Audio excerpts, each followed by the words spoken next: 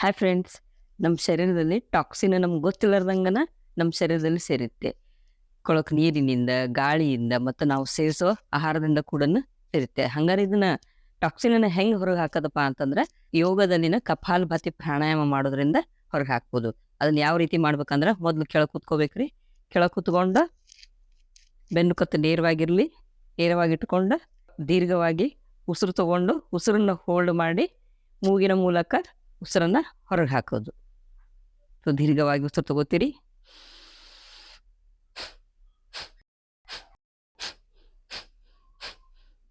ಈ ರೀತಿ ಉಸಿರು ದೀರ್ಘವಾಗಿ ಉಸಿರು ತಗೊಂಡು ಹೋಲ್ಡ್ ಮಾಡಿ ಉಸಿರು ಬಿಡೋದ್ರ ಮುಖಾಂತರ ಮತ್ತೆ ಅದೇ ಟೈಮ್ನಾಗ ಹೊಟ್ಟೆ ಕೂಡ ಒಳಗೆ ಹೋಗ್ತಿರ್ಬೇಕು. ನೋಡ್ಕೊರಿಲ್ಲೇ ಹೊಟ್ಟೆ ಮೇಲೆ ಕೈ ಇಟ್ಕೋತೀರಿ, ದೀರ್ಘವಾಗಿ ಉಸಿರು ತಗೋತೀರಿ.